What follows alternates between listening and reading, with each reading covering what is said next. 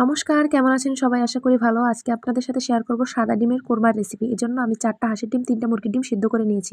এরপর একটা ব্লেন্ডারের জগে 15-20টা কাজু বাদাম, 10-12টা কাঁচা মরিচ, পাকা মরিচ এবং সাথে কিশমিশ, পেঁয়াজ কুচি এবং 2 কোয়া রসুন নিয়ে খুব ভালো মতো একটু পানি দিয়ে ব্লেন্ড করে নিতে হবে। এরপরে কড়াইতে তেল গরম করে ডিমগুলো হালকা লবণ দিয়ে ভেজে নিতে হবে। খুব কড়া করে ভাজা যাবে না, হালকা করে ভাজলেই খুব সুন্দর হবে।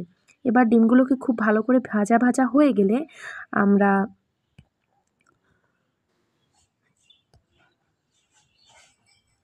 তুলে নেব। এরপরে পেস্ট করা মশলাটা রেডি হয়ে গেছে। এরপরে কড়ার মধ্যে আমরা দিয়ে দেবো কিছু আস্ত গরম মশলা। এখানে তেজপাতা, এলাচ আর দারচিনি ব্যবহার করেছি।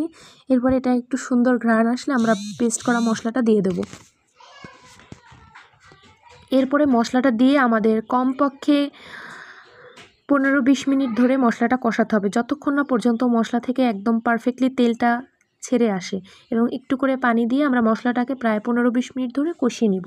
মশলাটা যত ভালো করে কষানো হবে তত কিন্তু স্বাদ ভালো হবে। এর মধ্যে আমরা একটু লবণ দিয়ে দিয়েছি মশলার মধ্যে পরিমাণ মতো। এরপরে মশলাটা খুব ভালো করে কষাতে হবে। এরপর আমরা ব্লেন্ডারটা ধুয়ে সামান্য পানি দিয়ে মশলাটাকে প্রায় 15-20 মিনিট ধরে কষিয়ে নেব, যতক্ষণ না তেল ছাড়বে। আমাদের তেলটা একটু কম হয়ে গিয়েছিল, সেই জন্য আবার একটু তেল দিয়ে দিয়েছি।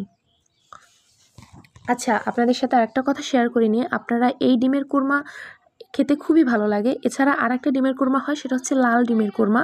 বা লাল ডিমের কোরমা বলতে মানে যেটাকে বলা হয় ঝাল কোরমা। সেই কোরমাটা আপনাদের সাথে শেয়ার করতে চাইলে, আপনারা দেখতে চাইলে আমাদের অবশ্যই কমেন্ট করবেন, ঠিক আছে?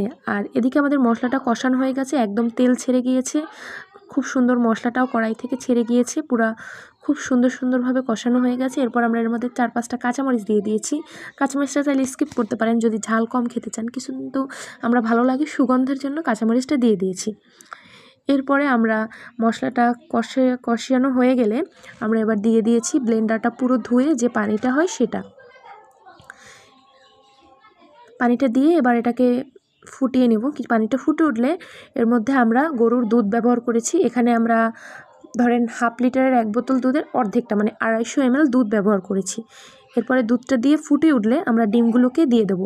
এবার ডিমগুলো ফুটলে আমরা শেষে একটু গরম মশলা আর অল্প একটু পেঁয়াজের বেরেস্তা দিয়ে দেবো। ওটা আমার ভিডিও করতে মনে ছিল না। এছাড়া আমরা একটু চিনি ব্যবহার করেছি। অবশ্যই চিনিটা দিবেন, তা না হলে ডিমের কোরমা সেই সুন্দর স্বাদটা আসবে না। লাস্টে একটু ঘি দিয়ে সার্ভ করে নেবেন, ঠিক আছে? আর আমাদের ভিডিও যদি আপনাদের ভালো লাগে অবশ্যই চ্যানেলটি সাবস্ক্রাইব করবেন, লাইক করে পাশে থাকবেন। অবশ্যই থ্যাংক ইউ, ধন্যবাদ, ভালো থাকবেন।